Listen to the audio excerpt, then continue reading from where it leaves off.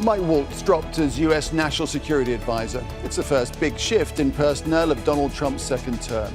Weeks ago, Waltz added a journalist to a chat group of senior officials sharing secret information. Is that why he's being moved, or is there more going on? This is Inside Story.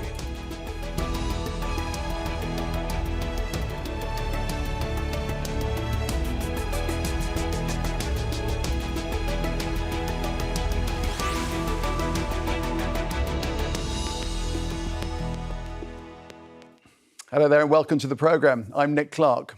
"You're fired" was once Donald Trump's catchphrase in his TV days, but in the case of Mike Waltz, it seems to be "you're shunted sideways" or promoted or demoted, depending on where you sit on the US political fence. The decorated former military officer is now the nominee for the United States ambassador to the UN, a high-profile role, but in an organisation that Trump cares little for. Waltz was on thin ice after the so-called Signalgate affair. More on that in a minute, but was also unpopular among some in Trump's inner circle in the so-called MAGA wing of the Republican Party. He has hardline positions on Russia and on Iran, two countries Trump has been keen to forge deals with to chalk up early foreign policy successes. So did all this have anything to do with his move? And what's the wider significance? We'll try to find out more from our guest shortly, but first this report from Laura Kahn. It's the first major cabinet shake-up in Donald Trump's second term in office. Mike Waltz, known for his hawkish and traditional conservative views, has been removed as National Security Advisor. He's been offered the role of US Ambassador to the UN, but must first attend a Senate committee hearing.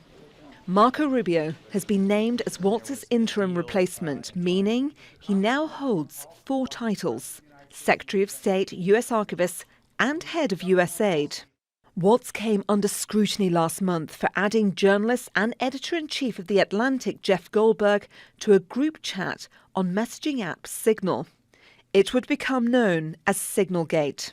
High-level officials were using the app to discuss US airstrikes in Yemen, including laying out an attack plan, timings, and targets barely an hour before they were launched. Donald Trump has a history of dismissing people rather quickly if they don't meet his expectation. On the case of Mike and Signalgate and all of that, it was a pretty big breach. It was a pretty big problem, and I personally, I think he owned up to it.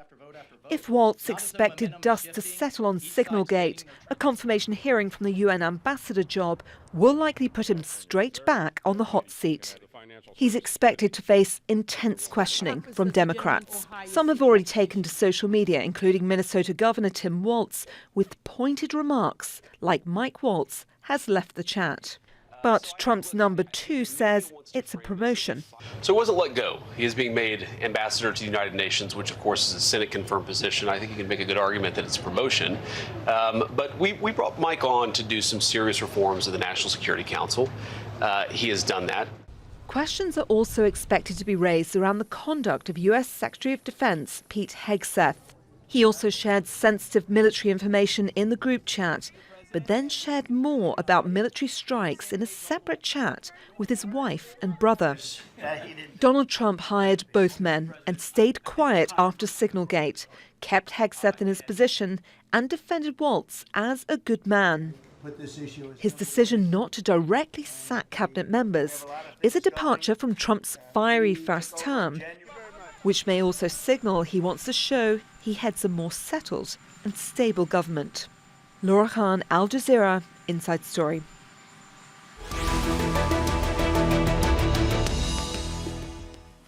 All right, let's take this on. Let me introduce you to our guests. First up, joining us from New York, John Halterwanger, who's a reporter at Foreign Policy magazine, where he covers US national security.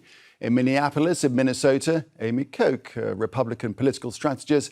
And Istanbul is Matthew Bryza, a former US diplomat and National Security Council official at the White House. Welcome to you all. Amy, I'd like to start with you.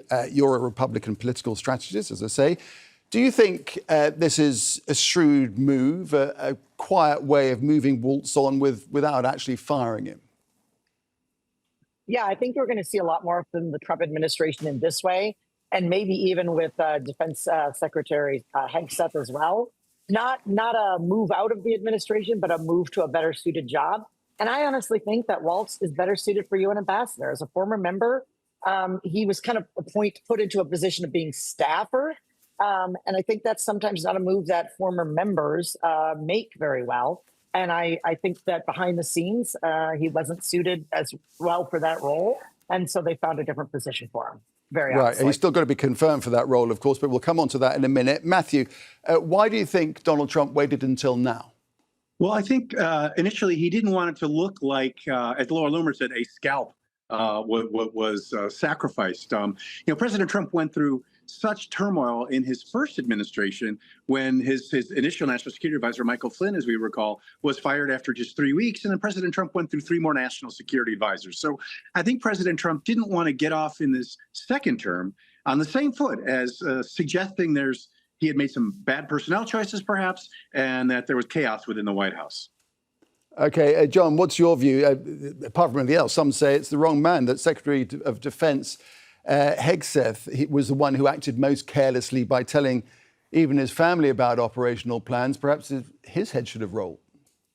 Yeah, it definitely seems like Mike Waltz bore the brunt of the blame here within the administration.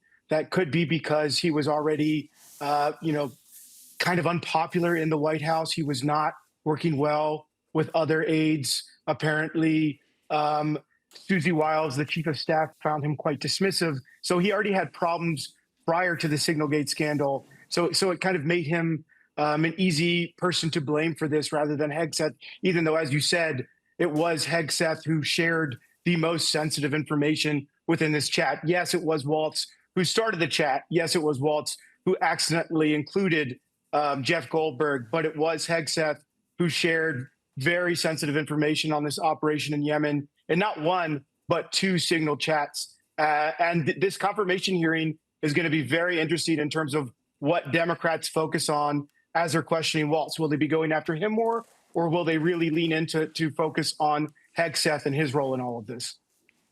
Amy, what are your thoughts about the Secretary of Defense, Hegseth? Do you think that he's, on borrowed time?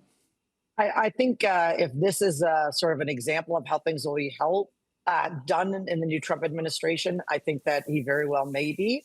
And to be honest, I agree. I think Waltz started the chat. He added a reporter, but the sensitive information that was shared that potentially puts American men and women's lives in danger was that of Secretary Hegseth. And so I think there's some accountability still to be held there. All right. So from what you say, Amy, this does not put an end to the affair of Signalgate. No, I think it's Signalgate. I do agree. And there's a lot of my insiders are saying that Waltz didn't play well within other members of the administration. But you're also hearing not just Signalgate, but a lot of chaos coming from the Department of Defense. A lot of former Pete Hegseth supporters have come out very vocally and very quickly. So the turmoil is really at the Department of Defense. And I just don't think that the president can ignore that forever. Right. And Matthew, it's pretty evident, as we've just been hearing, that within the confirmation hearings for the role of UN ambassador, the one thing that is absolutely, certainly, assuredly going to come up is Signalgate. Yeah, well, without a question, it will come up. And, having served on the National Security Council staff for 4 years and been a U.S. diplomat for 23, it is unthinkable that you would share classified information, no matter what the Secretary of Defense, with all due respect, says. That was classified information. Which aircraft, what types, when they're going to deploy their payloads, when the attacks are going to take place. That's some of the most sensitive national security information that's out there. And if someone like me, when I was an NSC staffer, one time I mistakenly brought my cell phone into the Situation Room. You're never supposed to bring your mobile phone anywhere near those sensitive discussions. It rang. I was mortified. And my boss turned to me and he said, that may have just cost you your next assignment as an ambassador. So that's how sensitive the use of mobile phones is when dealing with classified, sensitive national security information. It never should have happened. And it's the fact that it's still going on, or that, Pete Hegseth is still using these sorts of devices, or that Mike Waltz was in a cabinet meeting just the other day, that shows that there's a certain lack of respect for the need to protect this information, because even if Signal is an encrypted communication system, individual telephones can be compromised, and then the encryption doesn't matter at all. All right, so John, moving back to Waltz, moving on, what about this role of UN ambassador? As we've just been hearing, discussing, it still needs to be confirmed. But Trump doesn't have that much relish for the United Nations, it would seem. So how will Waltz himself be perceiving this move? In many ways, you could perceive this as a demotion. Trump, as you noted, does not put a lot of stock in the United Nations. I mean, he's withdrawn from the World Health Organization. He's withdrawn from the UN Human Rights Council, from the Paris Climate Accord. This is not an institution he has a lot of respect for. And this role means that Waltz will be up in New York, not in D.C. He will not be in the room with Trump as often. He will not have a direct line to Trump as often. He will not have Trump's ear. Yes, on paper, this is a very prestigious role. But in the Trump administration, I don't see the UN ambassador playing a huge part in shaping policy or the administration's interactions with the wider world. Trump likes to, he perceives himself as a deal maker. He likes to deal with countries directly. He doesn't see the UN as an important forum for dialogue with the world. So I think that in many ways, yes, this is definitely a demotion for Waltz. All right, a question to both Matthew and Amy. Matthew first. Matthew, so Waltz, he has pretty hawkish chops, doesn't he? What will he bring, do you think, to the UN forum? Should he get the job? Is there likely to, it's not going to be any great positional change from the United States, is there? No, there won't be. I mean, traditionally, the UN ambassador position is hugely prestigious and amazingly fun. It's the position as if you're kind of a mini head of diplomacy, because every country's represented there, and for most countries, the United Nations representative is the most important foreign policy position. But for the United States, even when the UN ambassador is a member of the president's cabinet, that ambassador is not formulating U.S. policy. That ambassador is implementing U.S. policy and shaping discussions to help make sure the president's foreign policy, which is formulated by Secretary of State, by the National Security Advisor, the Secretary of Defense, et cetera, is implemented. So this is, I mean, a much more enjoyable life for Mike Waltz, maybe, because he'll have a very high quality of life in New York, but he will not be a policymaker. Amy, what do you think? He'll be just implementing U.S. policy, which means he's, well, basically parroting what the president wants. Yeah, and this has been an interesting sort of divide in this administration. Those on the one side that include J.D. Vance that want to continue negotiations with whether it's Ukraine or in Israel versus sort of the more hawkish, traditional conservative hawks like Waltz and Rubio. And so it ultimately, Waltz will be the implementer, not the decider. But I don't think this signals a shift in the administration from sort of those two schisms, those two sides, continuing the debate. And by everything I hear, the president really appreciates having those kind of two sides and those discussions when it comes to talking about foreign policy. But yeah, I think Waltz, I think it's a very prestigious position. I think it was a good move by the administration, but it's hard to see it not as something where he's sort of moved away from the White House deciders. John, do you want to weigh in there briefly? Oh, I completely agree. I think there's not going to be a major shift in policy here. At the end of the day, Trump is going to do what Trump wants to do. He has the final say. He is the decider. And it's clear that Waltz wasn't really shaping policy in a major way up until this point. I mean, I think for the last several weeks, a lot of folks have been surprised he wasn't dismissed sooner, given all the calls for him to be pushed out, and given the fact that he was kind of the fall guy for this within the administration. But it could send some signals to some U.S. allies might be concerned by this. Waltz was considered one of the more kind of conventional foreign policy voices in the room. He had more connections to kind of the neoconservative wing of the Republican Party. He was a former aide to Dick Cheney. So he had a very kind of conventional, hawkish view on foreign policy. So some U.S. allies might be concerned that he's no longer in the room. At the same time, U.S. adversaries might be looking at all of this and might be kind of happy to see Trump's national security apparatus in disarray, between all these shifts happening internally with the National Security Council. There was a number of aides dismissed weeks ago, and that was kind of the sign that Waltz might be on his way out. But also all of the disarray within the Pentagon surrounding Hegseth as well. So it's not just in the White House, it's also at the Pentagon. This is all connected.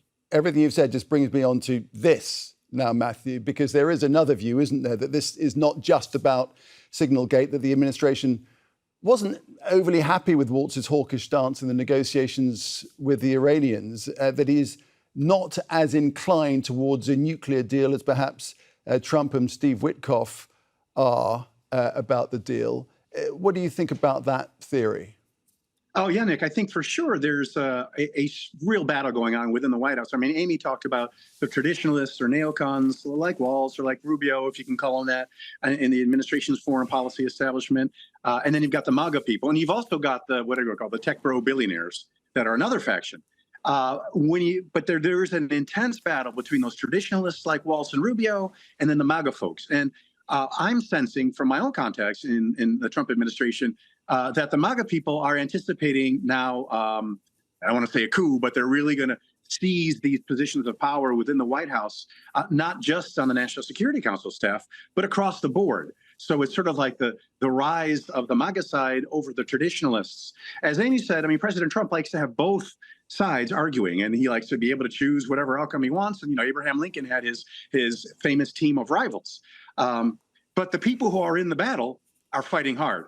And so, I think the MAGAists are going to be on the ascension now for a bit. Now, you can say, well, Marco Rubio is one of the traditionalists. He's now got this enormous amount of power and gigantic job responsibilities as in the Henry Kissinger position of both State Department or Secretary of State and National Security Advisor. But my instincts tell me this is temporary. And I think ultimately somebody else is going to move in, probably from MAGA world, to become the National Security Advisor. Amy, how unpopular was Waltz, or is Waltz, amongst the MAGA world, if you like, the MAGA wing of the party? And do you think his shifting could have been related directly to, his more hawkish stance in the negotiations with Iran and the president's wish to get a deal as soon as possible? Yeah, I've heard that. I've heard that Laura Loomer was instrumental in Waltz. I think she would like everyone to believe that, but I just don't buy it. I really think it has more to do with Susie Wiles. I think it has more to do with the dynamics and Signalgate. Just tell us about sort of Susie Wiles very briefly, who she is. So she is she's the chief of staff for the president, and she basically runs the show at the White House. And she understood everything that I'm hearing is that she felt that Waltz was fairly dismissive of her. And I think that goes to, again, members of Congress not making great transition to knowing when they are really staff versus in charge of everything. And so I think it has more to do with that. I also think that signaling by putting Marco Rubio in that position, this is also Trump and his administration saying, whoa, this doesn't have to do with the split. Marco Rubio is certainly the more hawkish side of that and a more traditional support approach when it comes to Iran or Russia. And so I think that now there's talk that Witkoff was the one that they wanted in the job of National Security Advisor and that he's not interested. But I think the dance between the two will go on. And I actually think it's good for the administration to have both sides sort of pulling at that discussion as they make these really big global decisions. John, what do you think about Waltz's shifting roles and what it might mean, not only for Iran, but other areas of negotiations? Because there are plenty in Ukraine, in Gaza, Israel, China. Well, again, I don't think we're going to see a major shift in policy here. I do think that Waltz will continue to be a strong advocate for the Trump administration policy. I mean, it was very interesting to see him really defend the Trump administration after the kind of chaotic Oval Office meeting between Trump and Zelensky, in spite of Waltz's history of kind of giving full-throated support to Ukraine and being very critical of Russia. Waltz is definitely here to be a defender of Trump, to be someone who really backs up the president, even if it doesn't necessarily align with positions he's previously advocated for. Again, I do think that this is something that maybe Ukraine is viewing nervously, seeing someone who is more hawkish towards Russia, who does want to see the administration be a little tougher on Russia as they're pursuing this peace deal being pushed out. That said, Rubio shares very similar perspectives to Waltz when it comes to Russia, when it comes to Iran, when it comes to China. So it doesn't necessarily mean that there's a starkly different voice getting pushed into the equation or into the room here. I really don't see a major shift in policy, but it is a signal of, I think, internal chaos in the Trump administration. It's a signal that, I think there's a confluence of factors at play here. It's a signal that Waltz wasn't particularly popular within the administration.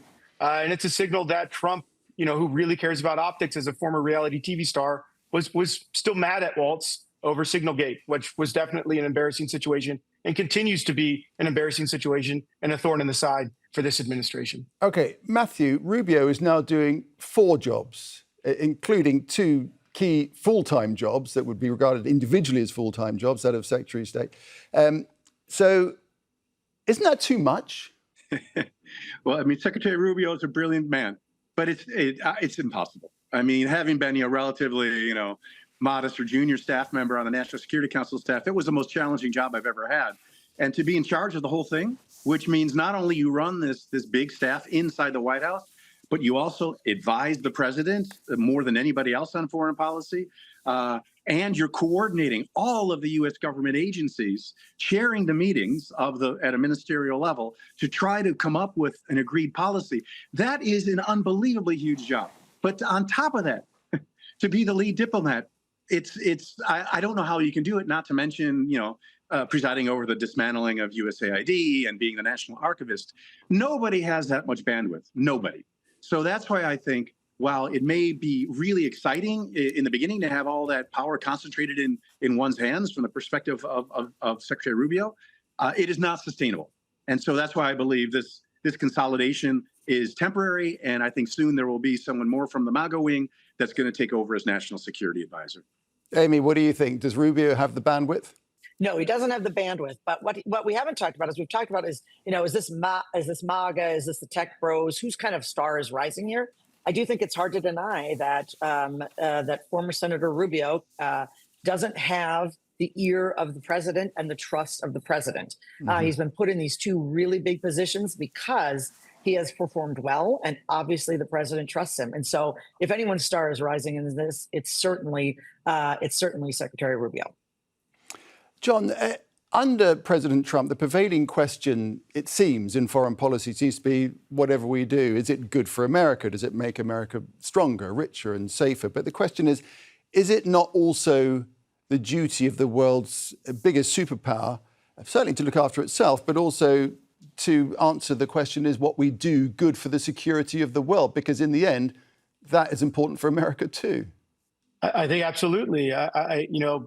Regarding some of the things we were just talking about, dismantling USAID, I've spoken with a lot of folks in the aid community who talk about how this is a counterintuitive move for the United States because it breeds instability around the world when you're not addressing humanitarian crises worldwide, when you're not helping people that are most in need. It fosters crises that lead to migration, lead to the types of problems that Trump says he wants to address. It's often said, if you don't want people coming to your country, help them in theirs.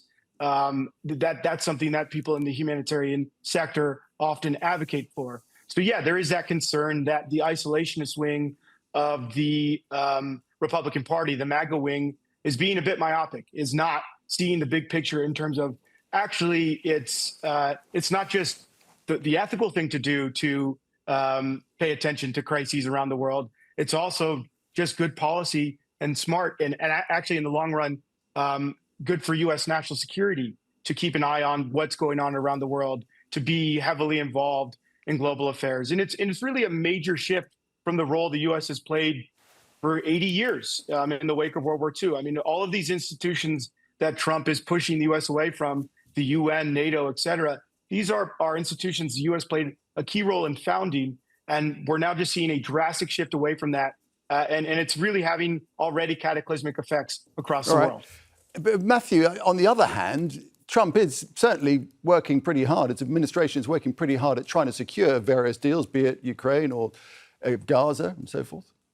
Yeah, but I think the concern is that it's being done without the requisite understanding of the problems from a political perspective, from a humanitarian perspective, and from a strategic perspective. In that, it's basically a pair of real estate developers, to be crass, right? President Trump and Steve Witkoff, who want a deal for the sake of a deal, rather than an agreement and a resolution of these conflicts and terrible wars that can be sustained into the future. The U.S. engagement in resolving these conflicts or providing humanitarian and economic assistance, yeah, as John was saying, it's not philanthropy, it's self-interest, because we're better when the world is more quiescent and people are more prosperous. So the big concern is, I think, that, yeah, is there enough expertise pursuing these agreements to get agreements that are going to last?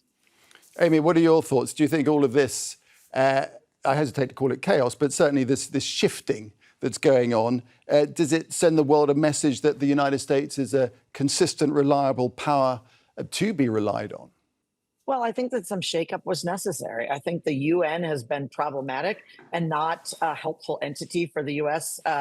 Or the world in a very long time. I think that NATO, our partners there, need to come to the table. They've been underperforming and not even reaching the minimum 2% floor for a very long time. So I don't have any problem with the president calling those out. As a former veteran and Russian linguist, what I will say on USAID, that kind of smart diplomacy is necessary to make sure that it's not always the military being sent in. And so, I'm not sure what happens with those agencies and those duties, but they certainly need to continue, whether it's under the State Department or in another entity, because it is about smart power. And for those, whether it's Vice President Vance or Witkoff, that lean more towards negotiation, that kind of smart policy is what can help you get there, as well as military strength. Great conversation, everybody. Thanks to you all, to John Halterwanger, to Amy Koch and Matthew Bryza. Thanks very much indeed. And thank you too for watching. You can see the program again at any time just by visiting our website, aljazeera.com. And for further discussion, just go to our Facebook page. That's facebook.com/AJ Inside Story, and join the conversation on X if you like. Our handle is @AJ Inside Story. From me, Nick Clark, and the whole team here, it's goodbye for now.